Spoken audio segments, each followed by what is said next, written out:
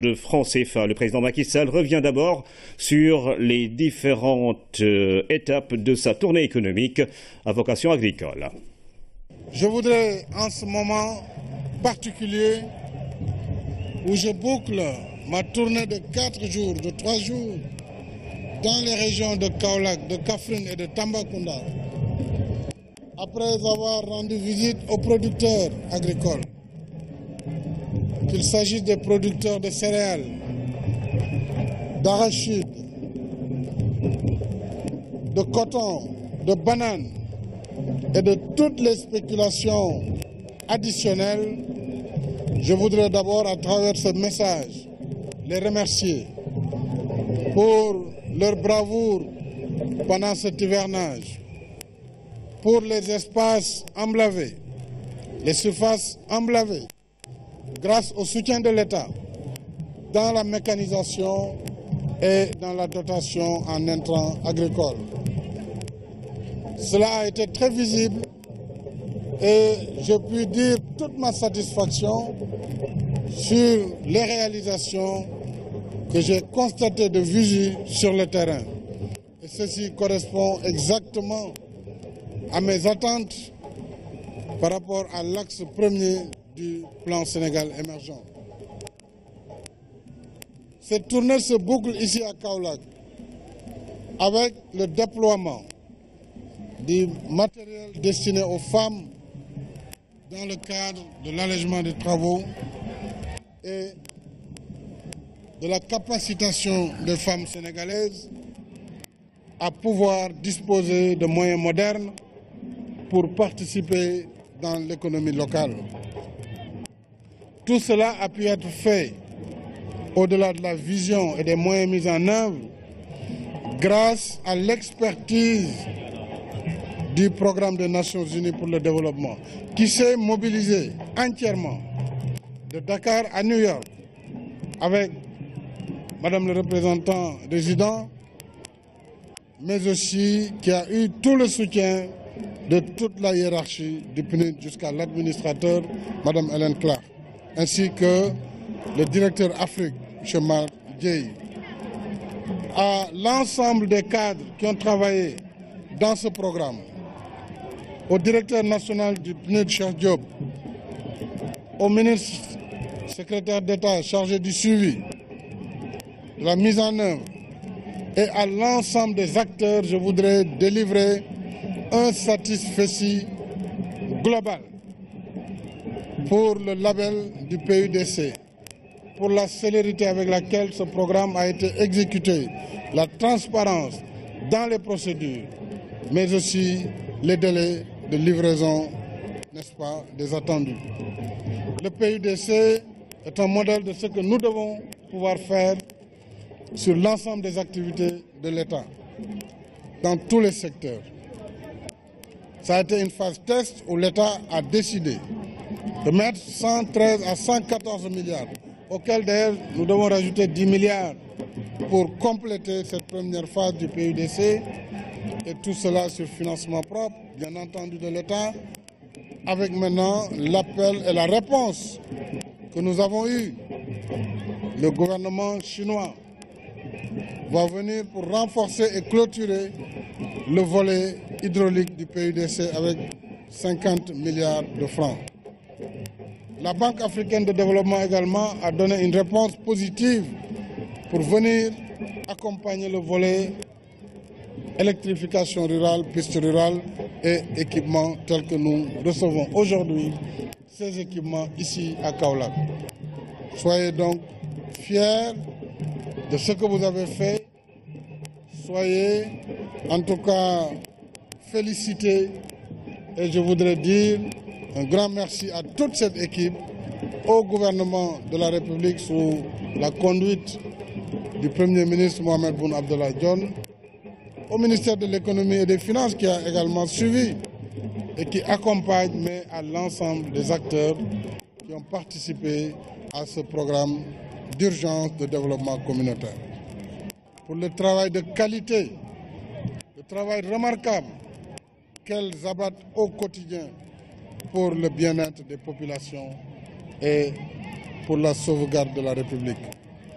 à travers vous, monsieur le gouverneur Sagna, à travers vos préfets et sous-préfets, je voudrais saluer depuis Kaolack l'excellent travail de notre administration territoriale. Et c'est la raison pour laquelle, lors du référendum, j'ai tenu à élever cette déconcentration à la dignité de la Constitution. Désormais, c'est la Constitution qui a rappelé le principe de la déconcentration aux côtés de la décentralisation. Je salue le travail de nos administrateurs et de nos autorités administratives. Je remercie toutes les populations pour cette forte mobilisation partout où je suis passé et je vous remercie de votre aimable attention. Nous avons quand même partagé des journées longues, des journées poussiéreuses. À un moment donné, j'ai eu vraiment pitié des photographes, caméramans qui étaient vraiment dans la poussière et derrière les véhicules. Mais vous avez fait un excellent travail et je tenais à vous en remercier. Et je pense que cela fait partie également du travail vraiment de communication et de diffusion de l'information, j'allais dire de la bonne information à l'attention du public. Et pour terminer, je remercie les chefs religieux. Le président de la République qui se félicite donc du travail abattu par le PUDC et annonce l'appui de la Chine pour le volet hydraulique de ce programme d'urgence de développement communautaire. 50 milliards pour ce volet, annonce le chef de l'État. Les populations de Kaolack sont sorties en masse pour assister à la cérémonie de remise du matériel post-récolte. Notre reporter Seydina Lunfal a recueilli quelques réactions. Comme vous le savez, sa décision a été de travailler à réduire la pénibilité du travail des femmes en milieu rural. Il avait pris des engagements vis-à-vis de ces femmes. Quand il est allé à la rencontre de celles-ci, elles lui ont exprimé les difficultés qu'elles ont, en tout cas liées à la transformation des produits agricoles. Et en mettant en œuvre le programme d'urgence de développement communautaire, il nous a demandé de travailler à équiper ces femmes d'équipements post-récolte, d'équipements de transformation des produits agricoles. Aujourd'hui, comme vous l'avez vu, au bout d'un an, nous avons pu travailler à confectionner quelques 5500 équipements. Nous avons ici un lot de 1200 équipements destinés donc à ces régions que je viens de citer. 1200 équipements qui sont répartis dans 98 communes de ces régions qui vont bénéficier à peu près 860 000 personnes, c'est important, pour un coût de 2,5 milliards. Donc ceci est à saluer parce que tout simplement, après que nous ayons eu un bon hivernage et de bons rendements agricoles, il était important que Monsieur le Président de la République puisse procéder au lancement officiel du déploiement afin que d'ici novembre, que les récoltes seront terminées, que les femmes puissent réellement s'adonner à leurs tâches habituelles. Ce programme appelé PUDC est particulièrement innovant. Innovant parce que c'est d'abord à la fois national et très inclusif. National et plurisectoriel. On y trouve des infrastructures routières. On y trouve du matériel d'allègement pour les femmes. On y trouve de l'hydraulique. C'est particulièrement inclusif, particulièrement innovant. Voilà pourquoi nous sommes comblés. Parce que cela nous allège dans notre rôle, dans notre fonction de maire de collectivités locales, surtout les collectivités locales rurales. Ces machines que nous voyons et d'autres qui vont venir, je pense que c'est pour alléger le travail des femmes. Ce n'est pas seulement les femmes, mais il y a aussi les jeunes, il y a aussi les vieux. Mais je pense que tout un ensemble qui fait que Macky Sall aujourd'hui a réussi son projet.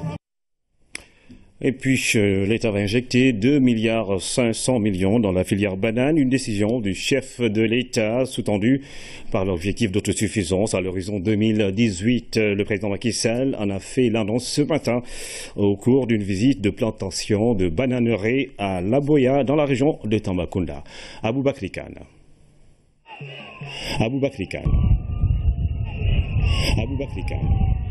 Il a fallu au cortège présidentiel du temps et plusieurs kilomètres sur des pistes sinueuses et poussiéreuses pour arriver dans la commune de Dialakoto.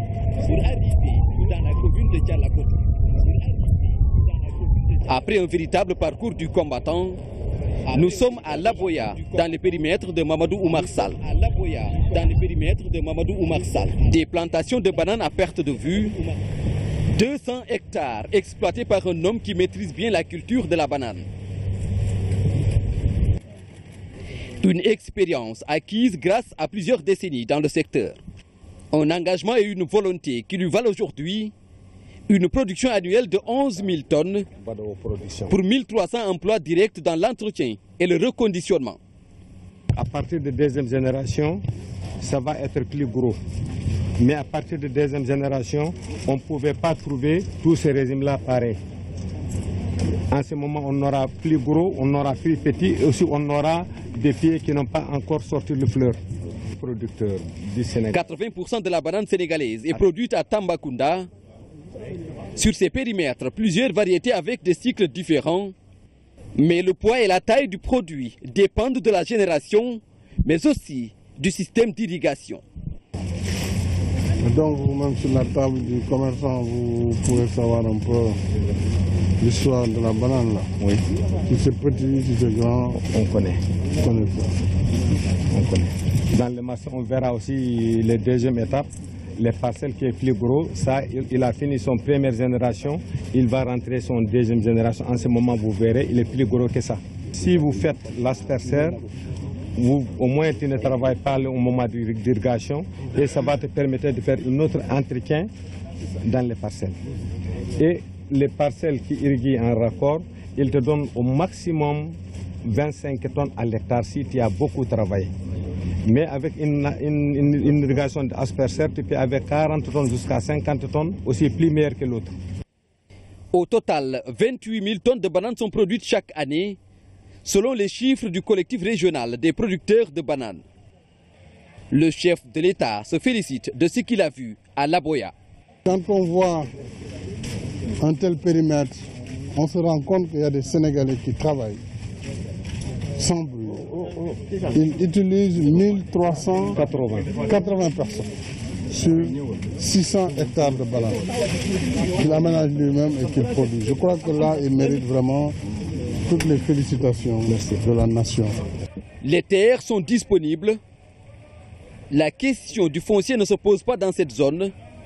Le président Macky Sall annonce ainsi sa décision d'appuyer les acteurs de la filière banane pour favoriser des opportunités économiques.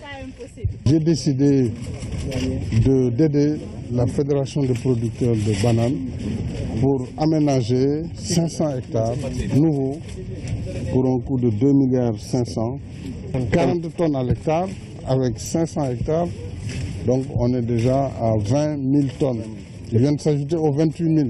Donc nous serons autosuffisants. Et comme il le dit, la banane, c'est 11 mois entre la plante et la première récolte.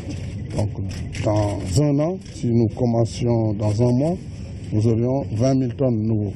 Nous serons autosuffisants dans un an. Évidemment, il faut que l'État accompagne. L'autosuffisance en banane, par exemple, dans un an et demi, il faut qu'on l'atteigne. On se donne les moyens de l'atteindre. Avec 500 hectares, c'est 20 000 tonnes supplémentaires de production et 3 000 nouveaux emplois garantis. L'ambition du chef de l'État est d'aller plus loin pour transformer le pays et engager de véritables politiques de développement agricole. Une agriculture à moderniser et diversifier pour surtout répondre aux préoccupations des populations à la base. Nous retournons à Kaolack où se trouve Claire Diop qui a comme invité le directeur général du PUDC, Cheikh Diop. Claire Diop et Cheikh Diop, bonsoir. Claire Diop et Cheikh Diop, bonsoir. Bonsoir Cheikh Diop, bonsoir Ibrahima Diédhiou plutôt, bonsoir également aux téléspectateurs qui nous suivent sur la RTS 1. Alors, le PUDC... Et bonsoir Monsieur Diop. Bonsoir Claire. On a entendu tout à l'heure le président vous délivre satisfecit. Alors aujourd'hui, qu'est-ce qui a justement amené le PUDC à ces résultats-là? Voilà, vous l'avez dit, Ibrahima Diallo, le président Macky Sall a dit sa satisfaction aujourd'hui, tout à l'heure, ici à Kaolack, lors de la cérémonie de remise de matériel. Il faut dire que le PUDC, après un an en œuvre, a fait beaucoup de résultats, notamment dans les zones rurales, dans des régions comme Kaolack, Kaffrine et Tambacounda. Monsieur le directeur, aujourd'hui, un an de mise en œuvre. Qu'est-ce qu'on peut retenir? Qu'est-ce que le PUDC a fait justement pour les populations, notamment rurales? Merci. Ce qu'on peut retenir, c'est que nous avons travaillé comme les instructions nous ont été données par Monsieur le Président de la République, Macky Sall, travailler à mettre en œuvre l'ensemble des projets qui sont prévus dans le cadre du PUDC, que ce soit la construction de pistes rurales, notamment 790 km qui sont en chantier, l'électrification rurale, l'électrification de 420 villages, l'hydraulique rurale, donc plus de 200 forages qui sont en construction. Aujourd'hui, nous pouvons dire que sur l'ensemble de ces volets, y compris bien sûr les équipements que nous venons de voir aujourd'hui, nous sommes à un état d'avancement appréciable. Pour ce qui concerne les pistes rurales, je disais tantôt que nous sommes sur des travaux sur un linéaire total de 790 km à travers 10 régions. Il faut dire que nous sommes à un état d'avancement moyen de 60%. Pour ce qui concerne l'hydraulique rurale, plus de 150 forages ont été déjà réceptionnés et nous comptons dans les prochaines semaines en réceptionner 50 autres. Pour ce qui concerne les travaux d'électrification rurale, comme vous le savez, Monsieur le Président de la République a lancé hier les travaux d'électrification rurale dans la localité de Dialokoro, dans la région de Tambacounda. C'est 420 villages qui seront électrifiés. Pour ce volet précis, nous allons travailler suivant deux technologies. La technologie solaire pour les villages qui sont sur des sites isolés, c'est-à-dire supérieurs à 10 km du réseau moyenne tension, basse tension. Et pour les villages qui sont dans un rayon de 10 km de cette moyenne tension, basse tension, nous serons en tout cas dans des travaux d'extension de réseau. Pour ce qui concerne les équipements, au départ, nous avions une quantité assez limitée de 1500 équipements, mais sur instruction de Monsieur le Président de la République, nous avons fait des enquêtes pour estimer réellement les besoins dans la zone d'intervention de cette première phase et nous sommes à 5500 équipements. Sur les 5500 équipements, nous sommes pratiquement, je dirais, à la fin des confections. Et aujourd'hui, nous avons pu, en tout cas, lancer avec Monsieur le Président de la République le déploiement de 1800 équipements destinés aux régions de Kaffrine, de Kaolack, de Tambacounda et de Kédougou. Kédougou est une localité j'allais dire, assez spécifique. D'ailleurs, sur la question de l'accès à l'eau, nous avons travaillé en concert avec le ministère de l'Hydraulique, sur instruction bien sûr toujours de Monsieur le Président de la République. Nous avons fait une convention avec les génies militaires pour que justement nous puissions y faire sans forage. Marteau fond de trou, c'est une technologie qui est appropriée à la zone de socle, aux zones rocailleuses de Kédougou. Et sur ce point, sur les 100 forages, nous sommes à peu près à 60 forages déjà de faits. Et aujourd'hui, je peux dire que nous avons amélioré l'accès à l'eau dans cette zone qui est quand même une zone importante du Sénégal. National, vous l'avez dit, hein, plus de 1800 équipements et 433 sont pour la région de Kaolack. Quel va être un tout petit peu l'impact de tout ça, notamment pour les femmes? Oui, vous savez, dans un programme comme ça, il est difficile dès à présent de mesurer les impacts. Nous aurons des effets, bien sûr, dans l'immédiat. Les impacts vont se mesurer un peu plus tard, dans peut-être moins le long terme, mais à court terme, vous verrez tout de suite que nous allons améliorer les conditions de vie des populations. Vous vous rendez compte que dans des localités telles que Gomon, ou telles que dans la région de Kaolack, dans la commune de Ndiossong, les femmes faisaient 7 km pour trouver un moulin à mil. Aujourd'hui, les femmes sont dotées d'un moulin à mil. Donc c'est vraiment le but du PUDC, réduire la pénibilité du travail de la femme en milieu rural. C'est l'objectif que nous a assigné M. le Président de la République. Des réalisations ont été faites, certes, mais il reste des choses à faire parce qu'il y a des femmes qui n'ont pas encore accès à ce matériel. Est-ce que justement le programme va poursuivre pour satisfaire le maximum de population? Vous savez, tout à l'heure, je vous parlais du travail important que nous avions démarré au début du projet, c'est-à-dire l'identification des besoins. Et aujourd'hui, nous connaissons commune par commune, dans l'ensemble du territoire sénégalais, les besoins en équipement post-récolte. Bien sûr, comme tout programme de développement, il est nécessairement important de signaler qu'il y a une planification. Ces programmes obéissent à vraiment de la planification. Donc pour la première phase, nous avons 5500 équipements. Dans les phases ultérieures, bien sûr, les besoins sont connus. Et en tout cas, sur instruction du chef de l'État, nous, en tout cas, ferons la priorisation et la lui soumettrons pour que, justement, tous ces besoins puissent être satisfaits. Le président de la République avait annoncé vouloir prendre en charge le volet santé dans le programme PUDC. Vous en êtes où? Oui, là, nous n'avons pas encore reçu, en tout cas, l'ensemble des requêtes, mais nous y travaillons. Et le moment venu, nous attendons les instructions du chef de l'État pour que justement nous puissions satisfaire ses besoins. Parce que partout où nous sommes passés, les besoins ont été identifiés. Les populations, bien sûr, dans certaines zones, nous ont exprimé le besoin justement d'avoir des postes de santé et nous avons transmis à l'autorité, en tout cas nos rapports de mission, pour que justement qu'elle sache que justement ces besoins sont là.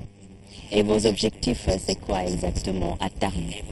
Oui, nos objectifs à terme, vous savez, le PUDC a été signé en février 2015 et certainement d'ici en tout cas le début d'année 2017, en tout cas fin de semestre de 2017, nous aurons atteint un niveau d'exécution assez appréciable qui nous permettrait en tout cas de voir venir une seconde phase. Aujourd'hui, le PUDC par exemple, est-ce que vous pouvez nous parler de ce partenariat, le PNUD et l'État du Sénégal? Oui, vous savez, je pense qu'on l'a déjà expliqué, le PNUD est l'agence d'exécution du programme d'urgence de développement communautaire. Et le montage qui a été fait découle d'un accord entre le programme des Nations Unies pour le développement et l'État du Sénégal. Cet accord date de 1987, bientôt 30 ans. Cet accord permet justement que l'État du Sénégal puisse confier des ressources au PNUD et que le PNUD exécute le programme. Mais l'exécution du programme par le PNUD aussi est accompagnée justement par un mode de gouvernance qui implique entièrement, dès le départ, l'ensemble des services techniques de l'État. C'est ainsi que dans les organes de gouvernance du PUDC, nous avons un comité de pilotage présidé par M. le Premier ministre, bien sûr avec le secrétaire d'État chargé du suivi, bien sûr qui suit le programme au quotidien. Il y a un comité technique et des sous-comités techniques. Et dans ces sous-comités techniques et ce comité technique interviennent l'ensemble des services techniques concernés par l'exécution du programme. Pour dire que, c'est vrai, on a une exécution PNUD, mais un suivi du gouvernement, parce que ce qui est recherché, c'est la cohérence avec les autres programmes déroulés par les autres ministères. Je peux citer le programme quinquennal de 300 forages, le programme national des routes rurales, le programme national d'urgence d'électrification rurale. Ce sont autant de programmes qui, en cohérence avec le PUDC, permettront d'atteindre les objectifs, en tout cas, de doter le milieu rural d'infrastructures et d'équipements pour justement l'essor économique de ces zones rurales. Des pistes ont été réalisées au niveau de Kaolack et Kaffrine. C'est quoi la situation? Combien de kilomètres ont été réalisés et à quel coût? Pour la région de Kaffrine, qui bénéficie plus que Kaolack de pistes dans les deux premières séries de la première phase du PUDC, pour Kaffrine, nous avons un linéaire total de 123 km pour à peu près 4 milliards 100 millions. Nous sommes en état d'avancement de 60%. Et aujourd'hui, nous avons en tout cas pu voir avec le président de la République, en tout cas hier, l'état d'avancement de cette piste, par exemple, Koungheul-Makagoui. Pour la région de Kaolack, l'ensemble des pistes qui étaient prévues dans cette phase-ci ont été terminés. C'est par exemple Khelkom Badokhoun que nous avons visité ensemble et justement Gagnouk Ourour. En tout cas, dans les premières séries, les travaux pour Kaolack sont terminés. Bien sûr, il y a une troisième série pour laquelle nous avons déjà fait les études. Bien sûr, en parfaite cohérence et en synergie avec le ministère des Infrastructures pour que justement nous puissions satisfaire l'ensemble de ces besoins exprimés par les populations. Et en ce qui concerne l'hydraulique? Oui, pour l'hydraulique, comme je vous le disais tout à l'heure, nous sommes à plus de 200 forages de réaliser.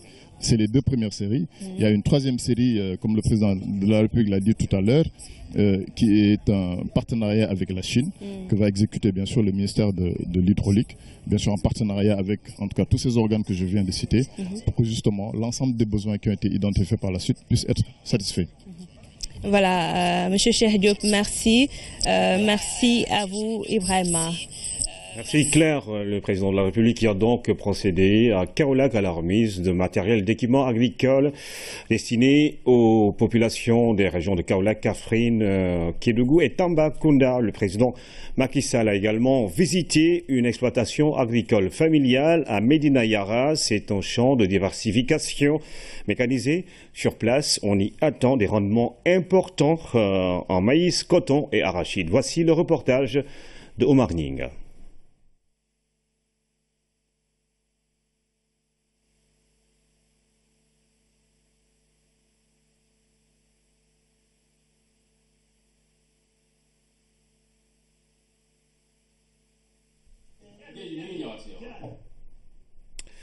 Omar Ning, qui devait nous parler donc de cette visite du président Macky Sall dans une exploitation agricole familiale. Nous reviendrons sans doute sur ce reportage pour une meilleure qualité sonore. Je rappelle que c'est un champ de diversification mécanisé. On attend sur place des rendements importants en maïs, coton et arachide. Si le reportage est en place, nous allons écouter Omar Ning.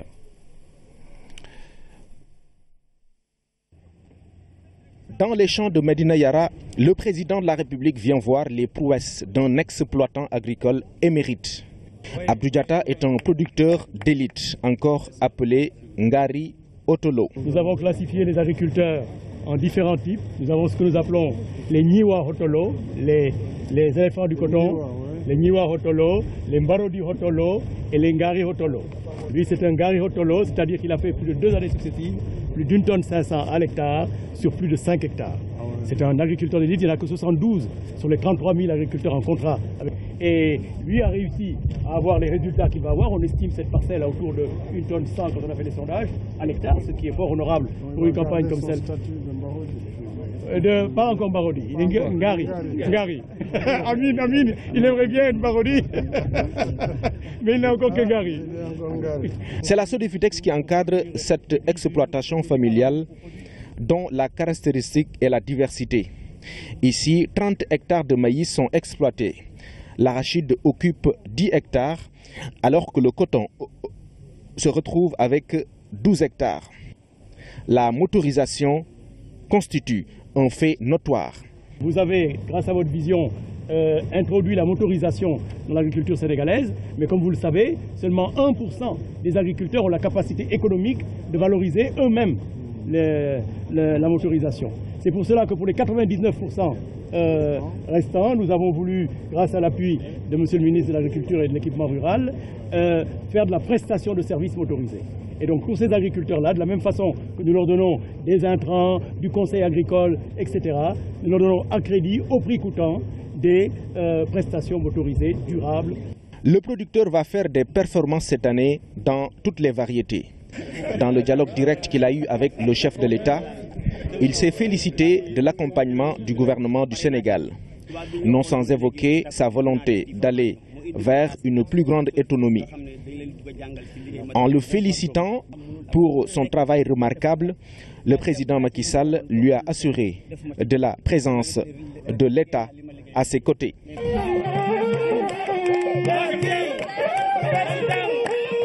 À la sortie du village, les populations ont exprimé leur joie au chef de l'État. Dans cette communion, une mention spéciale aux élèves. autre volet de cette tournée à Tambacounda, le président de la République a procédé à l'inauguration de la grande mosquée de la ville. Elle est restée 6 ans en chantier. Macky Sall a aussi prié sur place au Marning.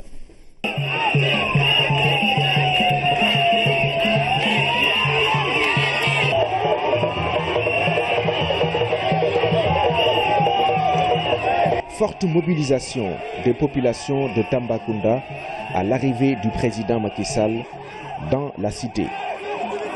Le mouvement de foule accompagne le chef de l'État jusqu'à la grande mosquée, première étape. Voici ce qu'était le lieu de culte avant l'arrivée du président Macky Sall au pouvoir. La mosquée est restée inachevée entre 2009 et 2015. Le mérite du président Macky Sall est de l'avoir réhabilité pour un montant de 187 millions de francs CFA. Avec les 2 minarets, les salles de prière hommes et femmes, les parvis extérieurs, le mur de clôture, bref, un ensemble de travaux qui augmente la capacité d'accueil qui est estimée à 1807 personnes. Le président Macky Sall a effectué une visite guidée qui lui a permis de constater la qualité de l'ouvrage ainsi livré. Le moment coïncide avec la prière de l'après-midi. Le chef de l'État l'effectue avec ses compatriotes.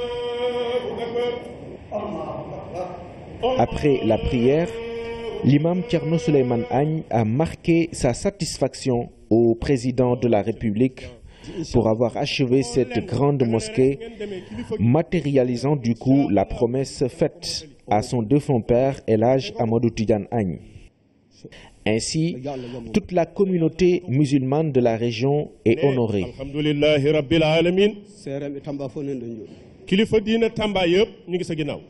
L'acte posé n'est en vérité qu'un prolongement, car, témoigne le président de la commission El Hadj Issa Sissoko, le président Macky Sall est la première autorité à contribuer à l'époque financièrement à la réfection de la mosquée.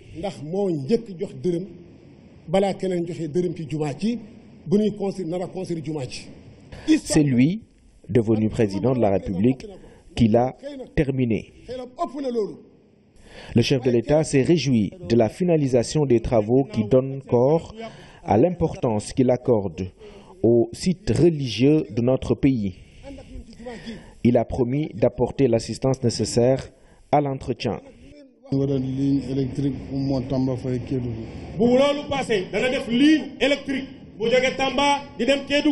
À l'image du lieu de culte, c'est Tambacounda qui sera doté d'infrastructures de qualité en tant que prochain carrefour ferroviaire.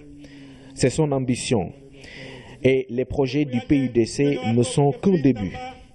C'est pourquoi il appelle les populations, mais surtout les responsables locaux, à s'unir autour de l'essentiel. À la fin de la cérémonie, l'imam Thierno Souleymane Agne a formulé des prières pour la réussite du président Macky Sall.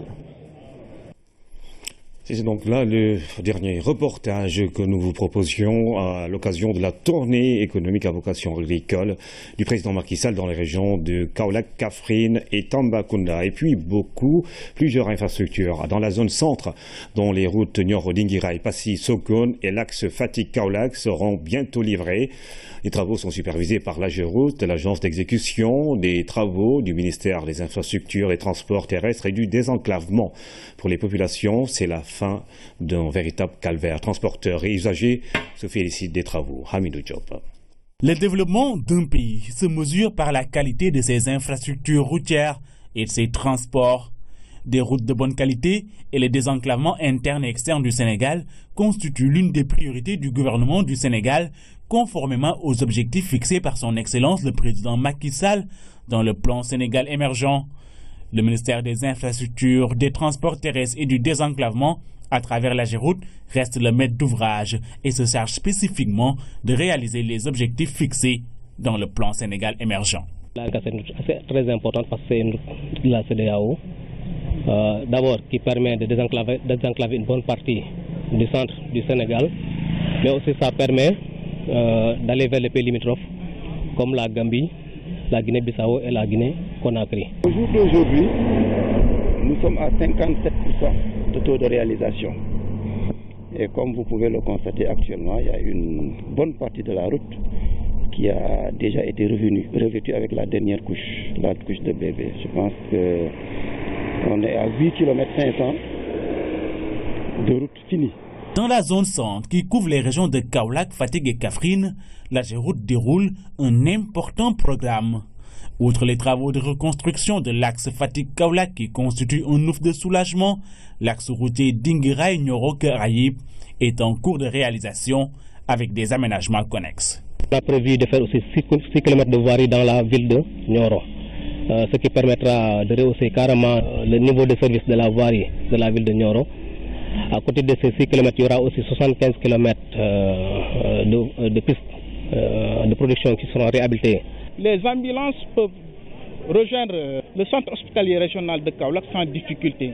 En moins de 15 minutes, le malade peut être hospitalisé au niveau de Kaolack. Donc ça, c'est des avantages. La route Passy-Sokone, flambant neuf, fait le bonheur des transporteurs. S'y ajoute un important programme de réhabilitation et de construction de pistes rurales. Nous sommes très contents, le travail est bien fait. Nous ne pouvons que remercier ceux qui ont réalisé cette belle route. La RN5 fait 25 km, elle va du PK 18 au PK 43. 18 c'est au niveau de Kerwali Ndiaye et 43 c'est à l'entrée de Sokone. À l'instar des autres villes, la sainte cité de Medina Baye bénéficie d'un programme de modernisation avec une nouvelle voirie. Toutes ces réalisations sont une réponse à l'engagement du président Macky Sall devant le peuple sénégalais et défini dans le plan Sénégal émergent, objectif rapprocher les services de base des populations.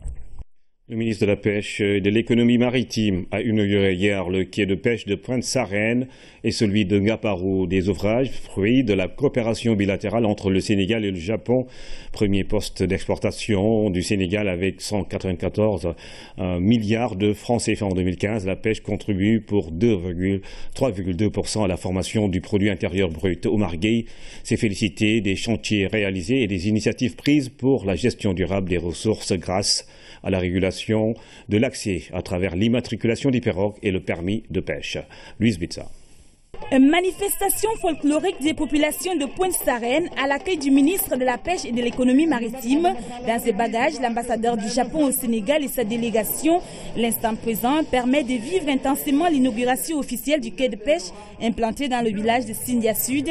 Un ouvrage considéré comme un bijou précieux pour les populations de Pointe-Sarène, de Malikunda et celles du département de Mbour. Vous êtes venus nous apporter un joyau, un cadeau pour nous pêcheurs.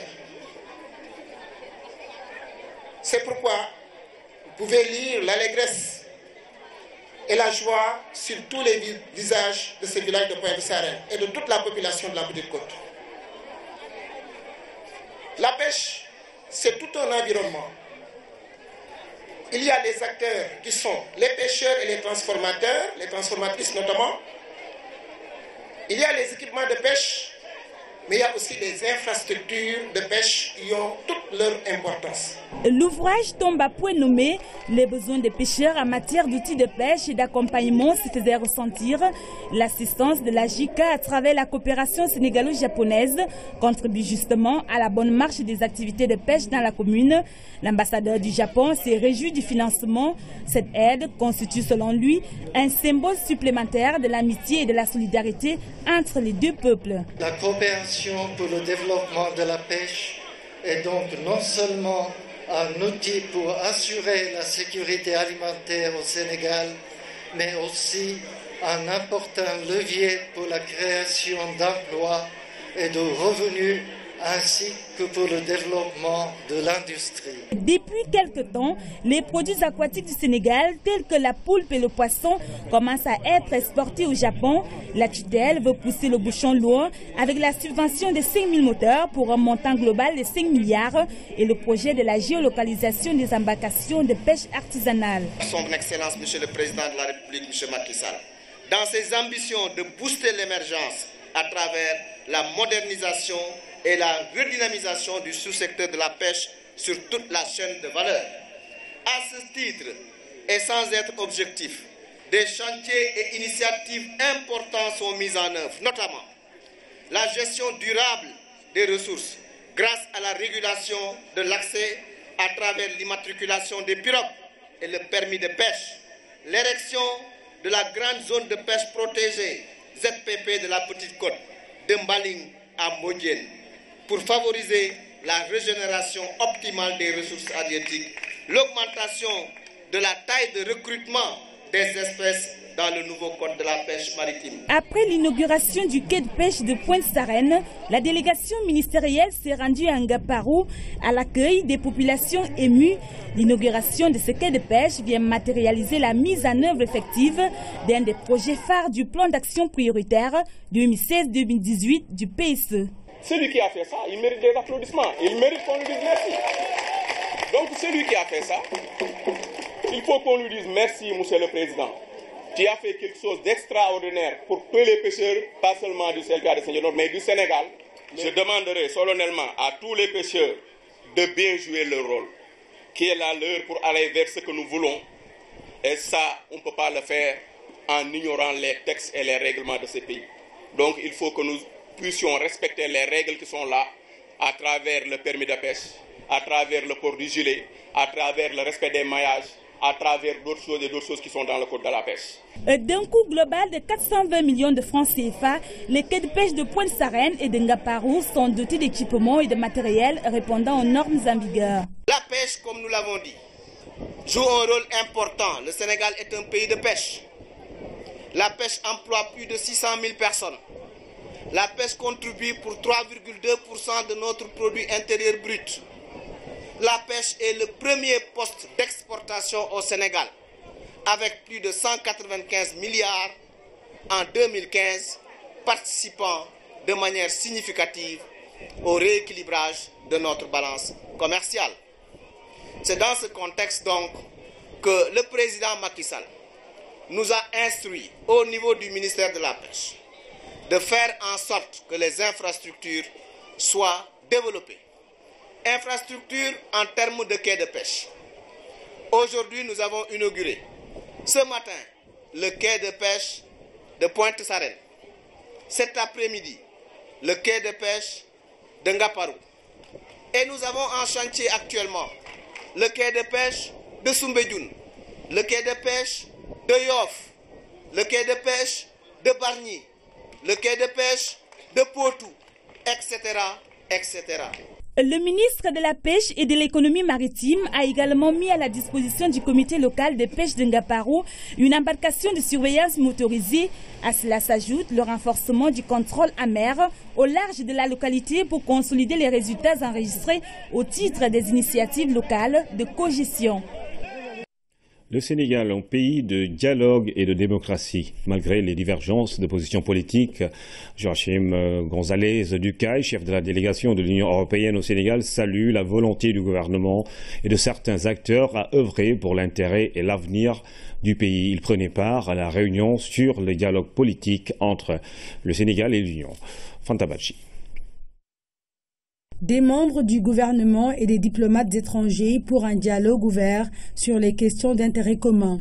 De cette rencontre régulière entre les deux parties, il ressort toujours des convergences de vues, surtout sur les questions relatives à la stabilité politique et à la démocratie. C'est le climat social d'un pays qui a une démocratie, un pays qui discute, un pays qui a des idées politiques, un pays dans lequel il y a un débat, un pays qui pense à son avenir.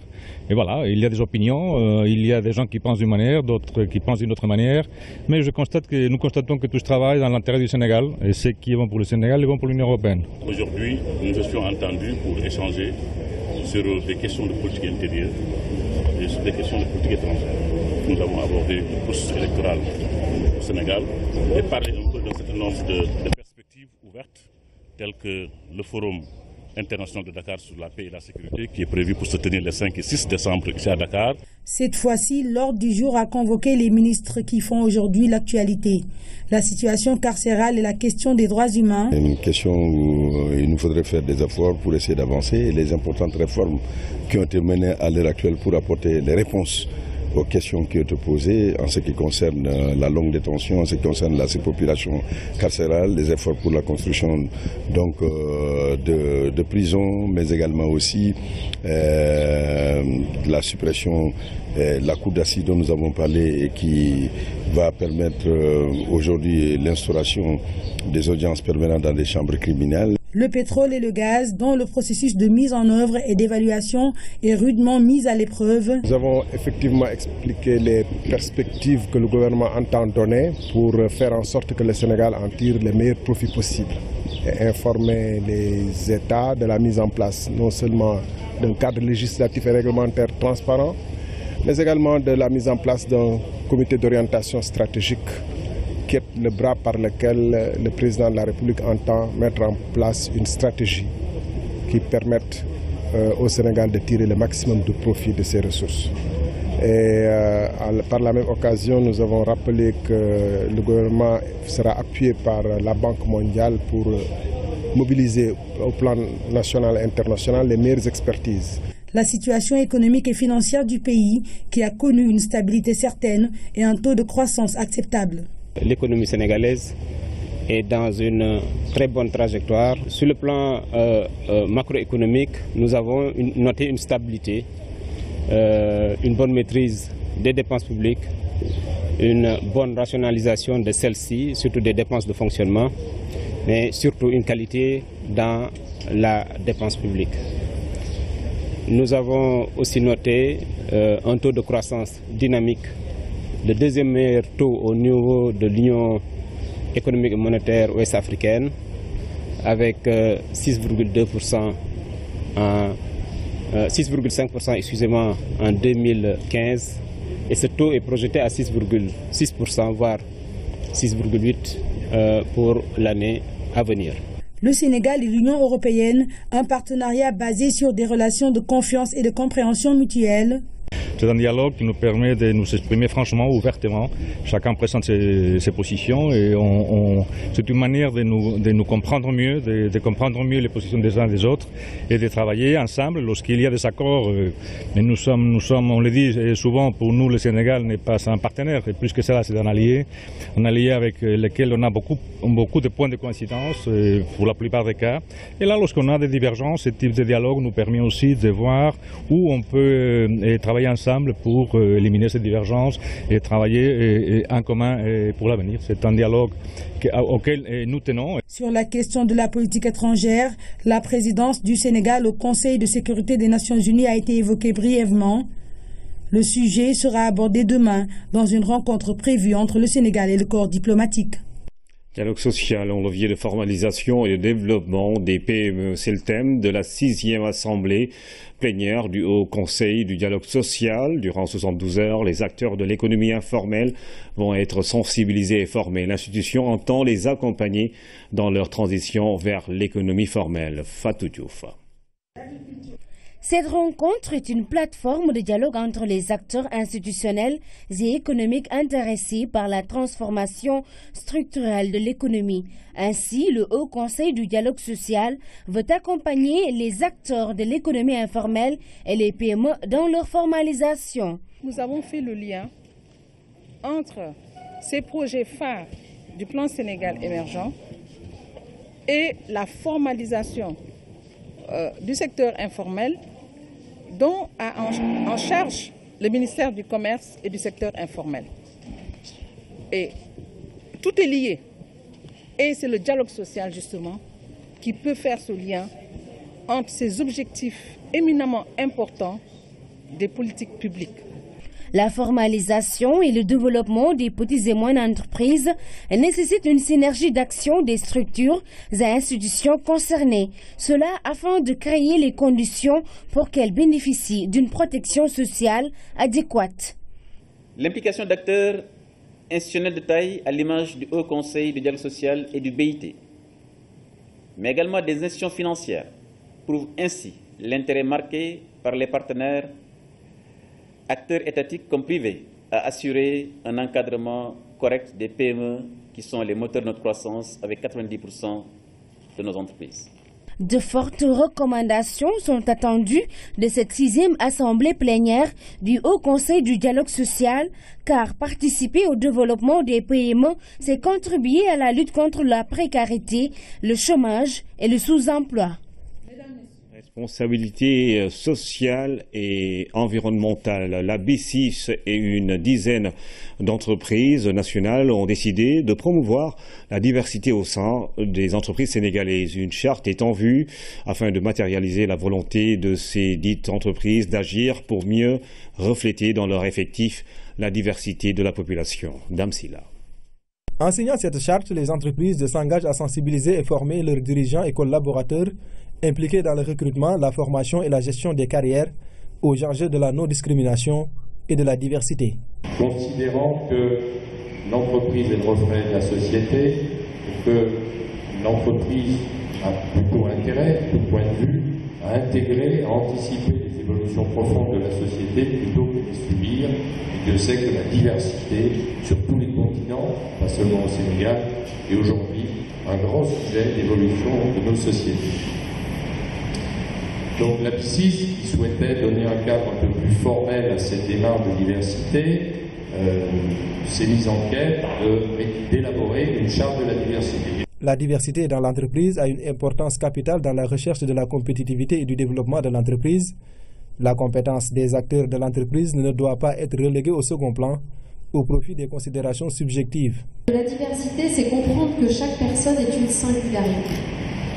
Chaque personne, elle arrive avec ses formations, son réseau, sa façon d'être avec les autres, son envie d'avancer, son ambition. Chaque personne est différente. Et la façon dont l'entreprise va l'accueillir, ça va faire qu'elle va déployer en fait tout son potentiel. Et c'est en déployant ce potentiel, c'est en valorisant ces différences que la diversité au sein d'une entreprise devient une richesse. Et c'est ça, en fait, à quoi on veut aboutir en valorisant la diversité à travers la charte. L'État assure l'égalité de chances et de traitement des citoyens en ce qui concerne l'accès à la formation professionnelle et à l'emploi, sans distinction d'origine, de race, de sexe et de religion. Favoriser le pluralisme et rechercher la diversité au travers des recrutements et de la gestion des carrières est un facteur de progrès pour l'entreprise. Une telle démarche contribue à son efficacité et à la qualité de ses relations sociales.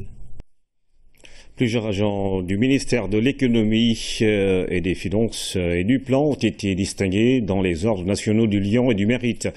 Ils ont été honorés lors d'une cérémonie de décoration présidée par le ministre du Budget, Pape Bouna-Tchaoua. Ils sont au total 95 agents du ministère de l'économie, des finances et du plan à avoir été nommés ou promus dans les ordres nationaux au titre de l'année 2016. À travers cette cérémonie de remise d'insignes, le ministère a tenu à leur rendre un hommage solennel. Ces agents ont fait preuve d'exemplarité dans leur travail. Chers récipiendaires, la médaille que j'ai le devoir de vous remettre, au nom de son Excellence, Monsieur le Président de la République, grand maître de l'ordre national, constitue à la fois reconnaissance par la République de votre mérite et le témoignage de la satisfaction du chef de l'État. La nation tout entière vous est reconnaissante pour tous les bons et loyaux services que vous lui avez rendus au prix d'énormes efforts, parfois même au prix de grands sacrifices ou de douloureuses renonciations. Ils sont désormais commandeurs, officiers et chevaliers dans les ordres du Lion et du Mérite. Tous sont animés du même sentiment, la fierté. Beaucoup d'honneur que je ressens en ce moment précis. Et en mon nom, au nom de tous les récipiendaires ici présents, nous disons un grand merci à travers le chef de l'État au peuple sénégalais pour nous avoir distingués ce jour qui marque de pierre blanche notre vie tout simplement de fonctionnaire. C'est d'abord un mérite collectif avant d'être un mérite individuel. Et je pense bien que si aujourd'hui on est décoré, on est pris en exemple, c'est parce qu'on a eu à faire quelque chose au niveau du ministère.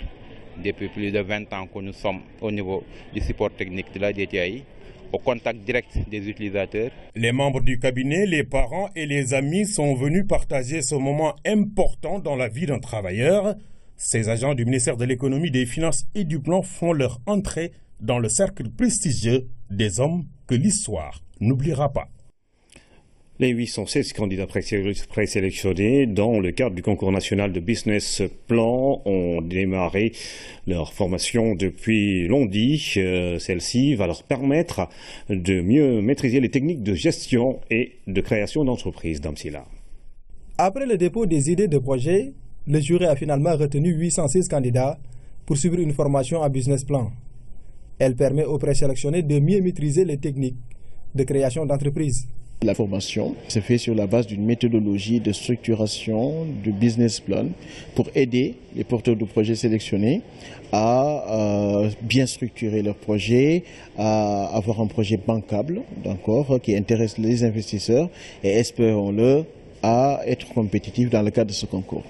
Pour assurer la formation sur l'ensemble du territoire national, l'ADPME a noué un partenariat avec l'Institut africain de management IAM. Les candidats vivant à l'étranger, de même que ceux qui ne sont pas disponibles, peuvent suivre la formation en ligne. La formation se passe très bien. Nous devons former les porteurs de projets qui ont été sélectionnés dans le cadre du concours lancé par l'ADPME sur toutes les régions du Sénégal. Donc là, actuellement, sur les régions, ils ont démarré depuis lundi et ça se passe très bien.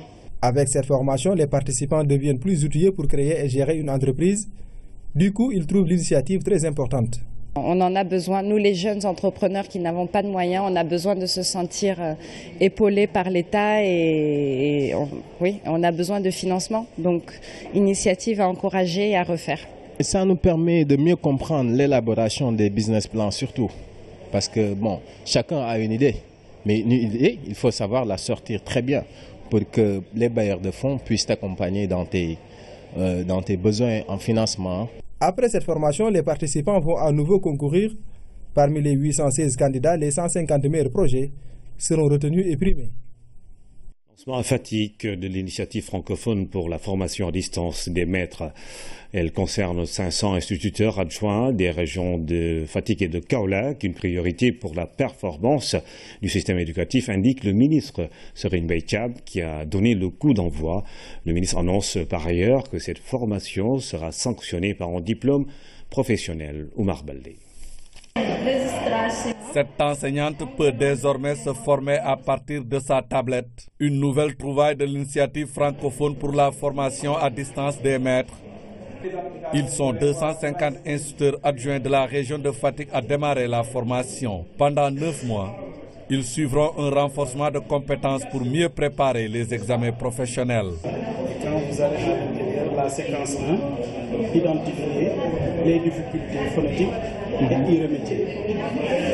À l'ère du numérique où nous sommes au XXIe siècle, c'est un outil auquel on ne peut plus se départir, vu l'avancée de ce monde où nous sommes.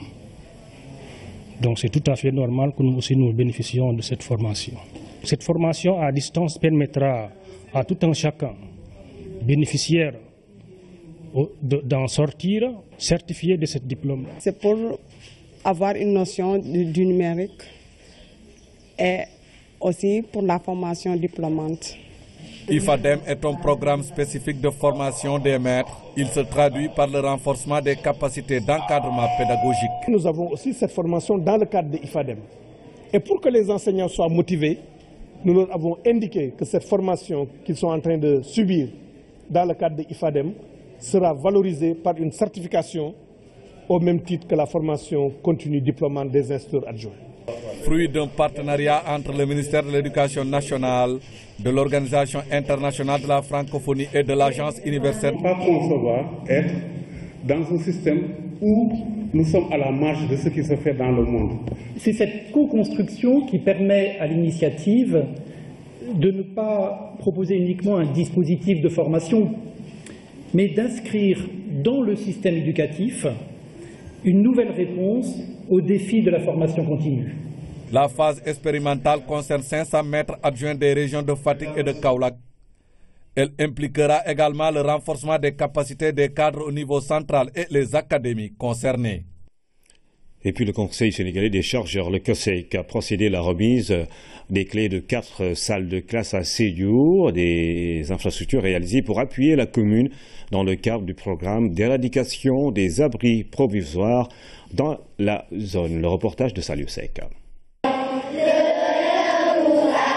Ce sont des élèves enthousiastes qui chantent l'hymne national pour procéder à la levée des couleurs, un acte symbolique